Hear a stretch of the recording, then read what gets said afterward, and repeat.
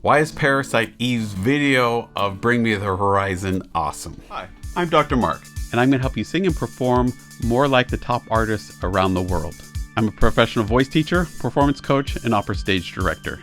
I've helped thousands of singers around the world learn the techniques and methods that got the top singers to where they are. Well, I don't know what makes Bring Me the Horizon awesome yet because I haven't watched it. It looked interesting, and I thought I would check it out. So let's go along the ride, see what we discover. Usually I like to look at live performances, but this music video looked like is interesting and a lot of people thought it was awesome, and so let's see what we find out. Because it's not live, I probably won't focus a lot on vocal technique issues. Maybe if we see something in there or something stands out or we hear something to explain, maybe we will definitely talk a lot about what we're seeing and what we're hearing and how it influences us, the audience. So let's check it out. Here we go.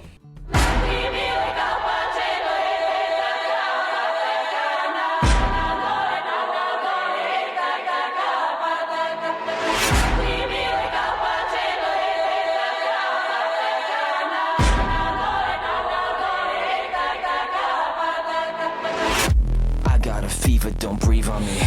I'm a believer in nobody won't let me leave cause I've seen something. Hope I don't sneeze, I don't. Okay, so a few things off the bat. What do we see? What do we hear? And what does it make us think and feel, right? So off the bat here, what's being communicated is that what we're experiencing in the song, what we're supposed to be experiencing, is either otherworldly, we get the alien, we get some really strange forms in there, or it's psychological, right? More likely, I'm leaning towards the psychological and kind of the inner world of someone, right? And what's going on inside them. So it's a little more abstract, and it's really going to tie into either the core human fears or core human drives. Because really, it's those two sets of things that motivate us to do what we are going to do and that make us engage with what's going on in the world around us. Either it's out of fear or it's because we have some drive to do something, right? We want to do something. So understanding that and what those are, and then listening to what's going on here will be really useful. So we'll check that out. What do we hear? What we hear is at the beginning, we kind of hear this higher, lighter, clean sound that has this juxtaposition with this lower bam, bam going on, right? And it creates a lot of tension between those two sounds. It also kind of, these higher voices we associate a lot with like sky or the heavens, kind of angelic type voices. Think of Halo music type of stuff like that. And so hearing that with this lower really sets up this, that there's going to be conflict of some sort here, and that's what this song is exploring a little bit. Then we jump, the next thing we hear is this really speech-like talking voice, right? That's a bit aggressive. What that makes at least me think of is that, again, we're addressing conflict, that there's something that's dealing with anger or someone being upset. And again, if it's anger, then there's probably an underlying primary driving emotion, because anger is usually a secondary emotion, where it's probably fear related, right? Fear often drives anger. So it's going to be really interesting to see where else they go with this and how much of these assumptions are right. Let's see what else we hear and see. We just need to feel something, only pretending to feel something.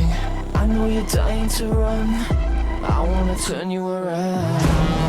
Please remain calm. The end has arrived. We cannot save you. Enjoy the ride. This is the moment you've been waiting for. Don't call it a warning. This is a war. It's a parasite Eve. Got a feeling in your stomach cause you know that it's coming for you. Leave your flowers and grieve. Don't forget what they told you. When we forget the infection, will we remember the lesson? If the suspense doesn't kill you, something else will. Okay, what do we hear? We hear screaming, again, conflict, anger, and kind of a stress state, right? That's what that sound communicates to us. So is what we're seeing visually matching that? Yeah, we're seeing all kinds of things that are related to a heightened stress state. Watching these things is going to stress you out a bit. Why? Because they're tapping into the core human fears, right? On a very subconscious, visceral, direct link into these core fears that we might not even pick up immediately. So it might be worth exploring here what these core human fears are. And this is something, if you want to, you can read more about it in my blog. You can visit my website at foundyourvoice.com and click on the Acting 101 for Singers link there, and you'll see a bunch of articles. Some of them will talk about character development and core fears and core drives. But even if you just go on and you Google core human fears, click on one of the first few links, you're going to come up with these things. What these come down to, and again, you can find different versions of this and they'll identify them different ways, but this one's one that's pretty common, and you'll see it come up as Dr. Karl Albrecht's 5 types of fears. And it's just a way of classifying core human fears that we react to. Different people react more or less strongly to different ones, but on some level, most humans have a deep-seated instinctual response to these fear things. Number 1, extinction. So in watching this video, it's tapping into this a lot. We're seeing aliens, it's the end of the world, it's a war. It's talking about human race extinction, it's talking about personal extinction. And so, yeah, extinction, right? I mean, we're seeing this communicated everywhere here. We're seeing these masks that look like diseased or bloody or something, right? That have gore on them or something. I don't know. Again, extinction. It has this feeling of like a zombie apocalypse, right? So let's tap into that. The number 2 one is mutilation or bodily invasion. Maybe I saw it as I was just glancing over at it and as it was going, or maybe we've already hit it, but I remember seeing an image of a needle here, right? That's a form of bodily invasion that strikes deep-seated fear. So if you're afraid of something like needles, or some people, it's bugs or spiders because they can go in your body without you realizing or have control over it, or this disfigurement, both in the form of an alien being disfigured, but also seeing these hands have things grow and pop out of them. That's mutilation and bodily invasion. And so it's tapping into that. Okay, next, number 3, loss of autonomy. That can go also to someone being out of control and not being able to control their feelings, their thoughts, their emotions. Screaming can kind of lie on that form, or if we feel like we're going crazy or don't have control over our thoughts, that's a form of loss of autonomy and ability to control and make decisions on our own. Also restraints, whether it's on our face or tied or locked into place. These are all loss of autonomy on some level. So again, it's tapping into that too. I mean, this is crazy. I mean, you going straight down the list and they're hitting every single one. So if you're to say, what is the emotional response this song is trying to get from the audience? Fear. Does that mean that they want you to be afraid? They're trying to make you fear them? No. Sometimes addressing the emotion and feeling that fear can be cathartic, and we can actually just let it go then afterwards and deal with emotions. Just like crying, right? Crying can actually make us feel less sad because it's a release of this tension that's building up. So, for example, now we're in the middle of COVID stuff. A lot of people have a lot of fear, a lot of stress, a lot of these things that this song is actually addressing can be building up inside. So for some people, listening to this song might actually let them release those emotions. Not sure. I'm not that type of person. I absorb emotions and like to hold on to them like nobody's business. So this guy's kind of stressing me out. No problem. I can deal with that. But if it for you is a way to release fear, awesome. That might be a reason why you're drawn to this and that this is powerful to you. Okay, let's see. The number 4 core human fear is fear of separation, abandonment, or rejection. What are we seeing here? A lot of individual figures, right? Or hands reaching out but not quite connecting, but instead of being interrupted by things growing out of them, or faces going in and out, right? Leaving you. They aren't permanent. They aren't there. Masks, which is a form of barrier, rejection, abandonment. You'll see these images that look like they're all alone, like there's disconnected from everything around them. There's these sharp squares that put boxes around people that make them feel isolated or even rejected, right? What do we do if we're going to reject something? Well, we put a little box and we put it away, or we put in a trash can, which is a form of a box, right? And get rid of it. So boxes can also be seen as a form of rejection or abandonment or separation from other things. Finally, we have the fifth one is humiliation, shame, or worthlessness. So if we're looking at this, and again, depending on who you read, they're going to label these slightly different, but they all kind of come down to the same type of things, just worded differently, is humiliation, shame, or worthlessness. Okay, how are we seeing that here? Well, someone who's screaming or yelling, is that someone that has a tremendous amount of view of self-worth? Probably not. They probably feel slightly worthless, and to be able to be heard, they need to yell just for anyone to even pay attention to them, right? Maybe, not always, but it's a thought to put out there. Shame, is there something about that we're seeing here in shame? I don't know. Maybe disfigurement, maybe this scream, maybe this differential between what reality is and what our internal world is, and all these feelings inside of us that we're trying to hide. That's a kind of form of shame, right? Not letting it out. Because if we let it out, it'd show that we're afraid or we're upset or that we feel any of these fears. Humiliation, right? Again, it kind of all ties in together here with these images, can really tap into these fears. So as we're watching the rest of this, I want you to think through these 5 fears and see how many of them they're tapping into by either the sounds that they're making or what we're seeing. And I'll try to stop it less now and talk less so you can kind of see and watch through, and I'll try to point them out as we go. So just a reminder: 1, extinction; 2, mutation or bodily invasion; 3, loss of autonomy; 4, separation, abandonment, or rejection; 5, humiliation, shame, or worthlessness. Let's see what we hear.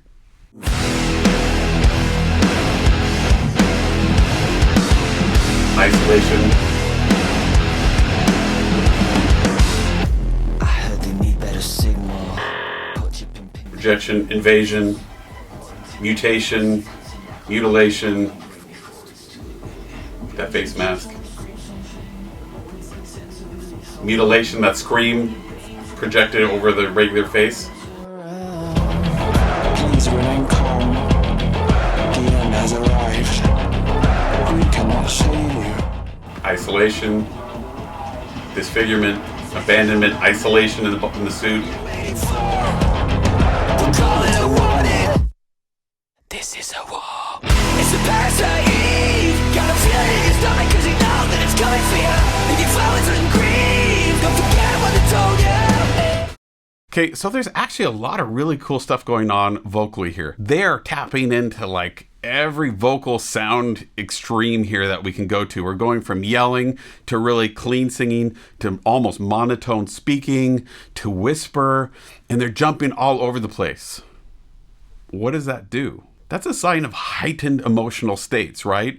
Where our voice and what it's doing is going to extremes too. If I go from here to that's all going to be really intense emotional stress. We don't see those big contrasts unless someone's feeling a lot of emotional distress. So again, that's tying us back into heightened emotional state, which again, fear is something that drives a high emotional state. Consequently, the reverse is also true. When we're in a high emotional state, the likelihood that we'll feel fear, even if there's nothing to be afraid of, is much more likely. So it works in a cycle, right? Anyways, really, really cool. You'll notice here where we just stopped, fingers in his mouth, bodily invasion, right? Mutilation, one eye is messed up, the other one's not. Again, tapping all into fears. What can you learn from this today? Well, look into primal fears. If that's part of what you're trying to communicate, really look and say, how am I connecting with their subconscious, what they're going to react to without even thinking about it? That's really where we're wanting to drive, right? If they have to think about it and really make it cerebral, they're not going to connect with it as directly and engage in a way that is going to really be potent and life-changing on some level, right?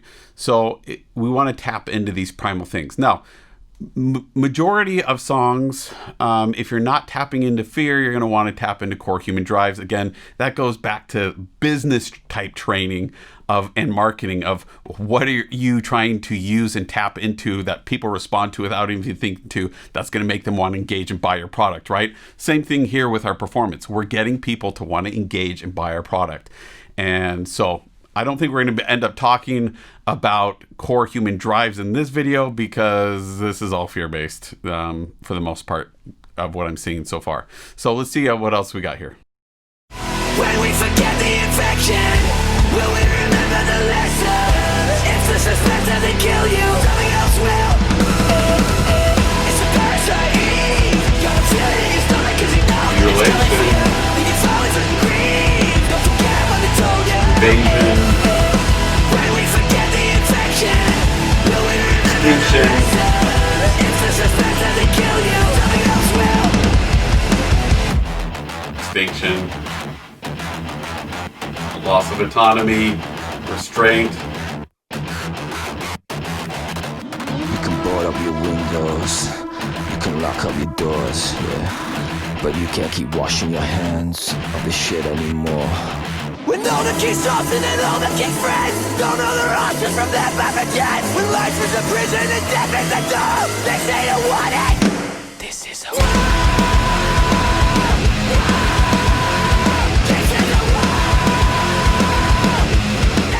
Okay, so one of the common questions we get a lot is, I want to be able to scream and make kind of this distorted sound, but I don't want to have it feel like I just ripped my throat out. Well, one thing to identify when you're trying to learn how to scream, yell, create some kind of distortion is to realize that intensity and the scream sound does not have to mean larger decibel levels, right? It doesn't mean you have to sing louder. It's a sound quality that you're going for, and you can make it relatively quietly and add a mic to it, and it can sound really intense and loud, right? So that's the key, is to start not by doing it loud. Do it as quiet as you can and see what happens. Number 2 is to realize that one of the big keys is keeping that air moving through it really consistently. What we don't want is, we don't want it to slow down and stop and create tension and pressure underneath and get really uncomfortable. Not what we want. Instead, what you can do is you can practice. Often when we're practicing screaming and yelling, we practice with a bigger diameter straw. If you listen to my other videos, I'll talk about the benefits and the amazing power of the small stir straw. Well, when we're talking about screaming, we're going to probably be using a bigger diameter straw, kind of the ones that you get if you're drinking at those shops where, what is it, like bubbly or like stuff in it, I don't know, I can't remember what it's called, but that you suck up through the straw. Yeah, it's that thicker size, and we can do that by blowing through that into water so we can see the bubbles, or putting our hand in front of it. Again, just ways of monitoring that airflow and making sure it's staying consistent. There's actually a lot of air coming through, at least this sound right now, so it takes a lot of airflow. You can do it with less airflow. Again, it just changes the sound quality, and the temptation to get tight and tense here also increases. So I would start really quiet and with a lot of air and working on getting it really consistent. So start with that. And see where it goes. We also want to tap into just normal talking behaviors. So if you were to talk to someone, or, hey, how you doing? I'm not talking and doing that very loud, but it's got a little bit of distortion in it already, even though I'm not putting a lot of stress or power behind it, and I'm not really tensing up or doing other thing than just collapsing a little bit and reducing airflow, but keeping it fast and consistent.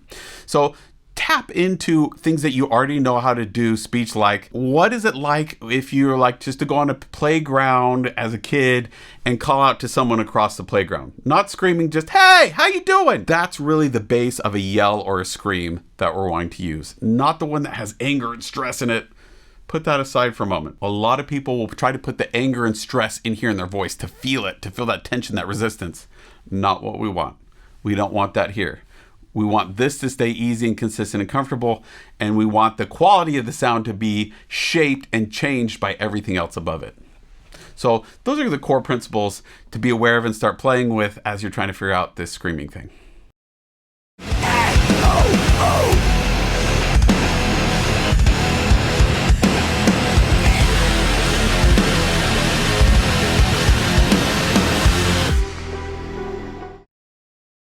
These guys are awesome at contrast. So we're hearing speed up a lot, and then it pulls it back to nothing. We're seeing the frame rate, the images speed up, and then it totally slows down. We're seeing so much variety and contrast in here that it's really, really engaging. And again, tying in all to the fear stuff. Cool in this moment that we actually pull back and we see these two figures in an embrace. So no longer a fear type image. Let's see what happens.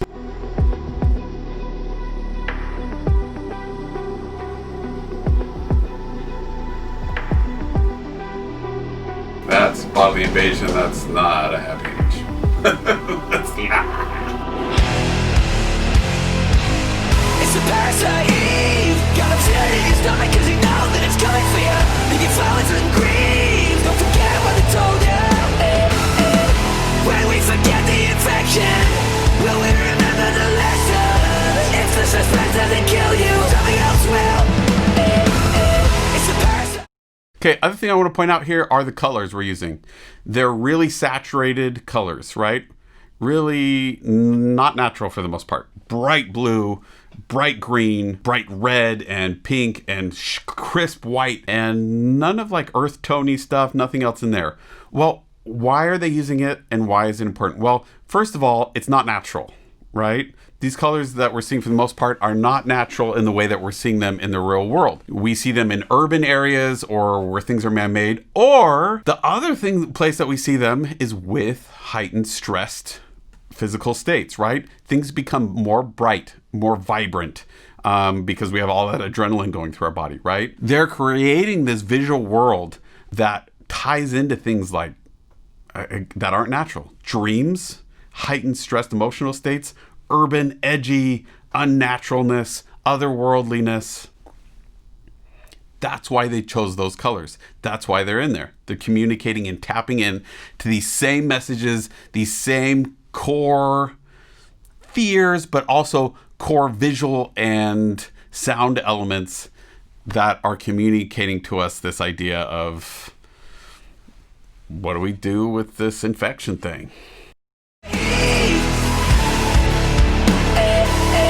It's a parasite. It's a parasite.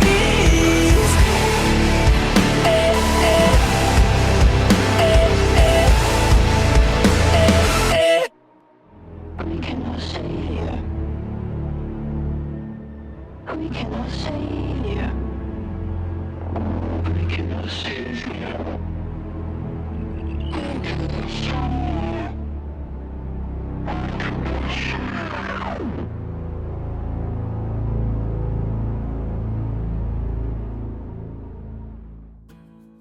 Wow, so cool. So much going on with their voice and with what we're seeing. Hope that as you're watching, you're able to identify what you're seeing and what makes it awesome to you. Hopefully some of the things that I shared give you a different way of looking at it and thinking about it. Comment down below. I'd love to hear. Some of you, I'm sure, know a lot more about this song and this band and what it's actually talking about, what it really means. I was talking mostly about what it communicated to me, the audience member who's never listened to them or seen their video before. And so I would be interested to hear what you have to say too. Don't forget to click like and subscribe. Comment with other things that you think we should be watching and looking at. Again, reminder that usually I like to look at live performances. So give me your recommendations. If you want to book a lesson, you can find me on foundyourvoice.com. Let me help your voice, both as a singer and as a performer, and help you figure out how to express and communicate the cool thoughts and emotions and ideas that you have inside yourself, and do it in the way you want to, in a way that's healthy and easy. You can also find me on Wizio.com if you want to send me a short video or audio clip for me to react to or give you feedback or comments or suggestions on. Any way it goes, I hope to hear from you. See you next time.